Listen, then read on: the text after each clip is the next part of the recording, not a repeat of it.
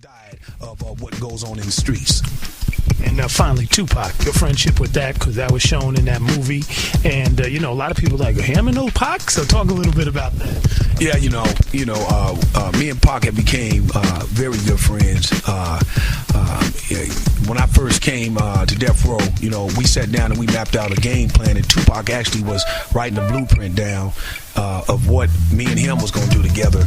And to the extent that he wanted to go to high schools, and when he got to the high schools, he wanted a requirement, and we were going to do these concerts, right? And it was going to be me, him, and Snoop, by the way, and some of the other Death Row family, the Dog Pound and Nate Dogg. But this was Pac's idea, and what Pac wanted to do was he wanted to give concerts at certain high schools all up and down the coast and so forth and so on. But the requirement was if you don't have a C, you can't get in. And his strategy was gonna be, he said, Ham, this is how we gonna do this. I'm gonna blame it on you. You know what I'm saying? This is what Uncle Ham saying I got to do. And because we don't want to mess up the overall concept of how we get down.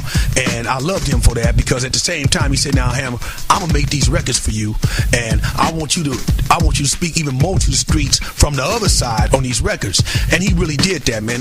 By the second or third day I was in Death Row, I came in at about 10 o'clock in the morning, and they said, hey man, Pac was here, Ham, he made you about 3 records. I said, made me about 3 records?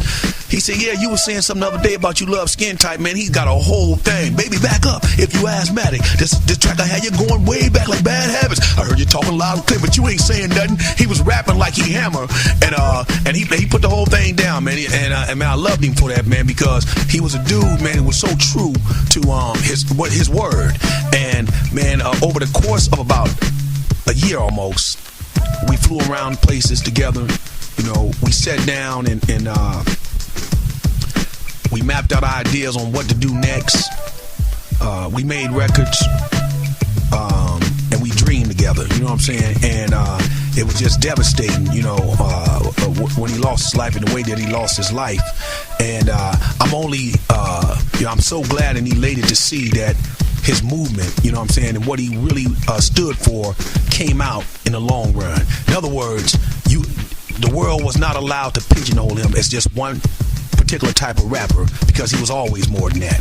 He was always more than that. He was always a dude destined for great leadership. He was always a dude who loved his sisters and loved his mom and his mother, and wanted to see great things. He had activism in his blood, his mother, everybody know, But remember, that's why we loved each other so much and became such good friends, because that same Panther movement had a lot of its origins right here, in the town, and the Black Panthers headquarters right around the street from my grandmother's house. So I'm all up and down and in that, and so we had a commonality in us, and rest in peace, man. But I, even in talking about it, I have fond memories, and I cherish them, because Tupac was a special dude, and he deserves his history and where he is, and the mortar that he is in the game. He deserved that, because man, what was coming next, the world wasn't ready for. I mean, this dude was gonna take it to the next level. He was gonna take this hip hop thing to the Cornel West level. He was headed toward that direction. He was gonna take the film thing to not just movies of being a movie star, but movies that would impact your soul, your thinking. He was headed towards all that. Yeah, it was a wonderful, and I'm sure a scary sight when I seen you, him, and Snoop at that press conference talking about how you was going to take all your fans and flip them into a political force. That was the last thing. That was very scary. Yeah. So I'm glad you brought that up, because that's how serious it is. And to understand, David, that we actually sat down and talked about that. You know what I'm saying? That we gonna, okay, Hammer, you gonna get all the Hammer fans. That's what I'm saying. That's what I was trying to say earlier when I said this is how we gonna approach, the high school thing. It's Hammer's movement to do it, but Pac riding with him because he's my brother. And then when he move one way, I'm riding with him because he's my brother. So we're gonna take Pac fans, Snoop fans, Hammer fans, and we're gonna make a political movement. So when we want certain people in office, we're gonna tell all our fans, this the dude that represents us, this the woman that represents us. And we were, as you know, you was at that press conference when we announced that. So man, it was scary to a lot of people. So scary that they don't show that. You never see that on MTV, BET, or any of those places. The news doesn't bring it up. They talk about a lot of things. But to see you three at the height when Death Row was at a dynasty, to see like, wow, Hammer, Pac, and Snoop all sitting there, and now it seems like Snoop is coming to his own and is trying to, figure out, how to keep it positive, and you're coming back with a lot of new faces in your movement, and hopefully that dream can be fulfilled. Well, there's no choice. See, the dream has to be fulfilled because what we're doing right now is so powerful that we got a lot of forces against us, more than people ever know. But it's no real stopping us. You know what I'm saying? We speak in code.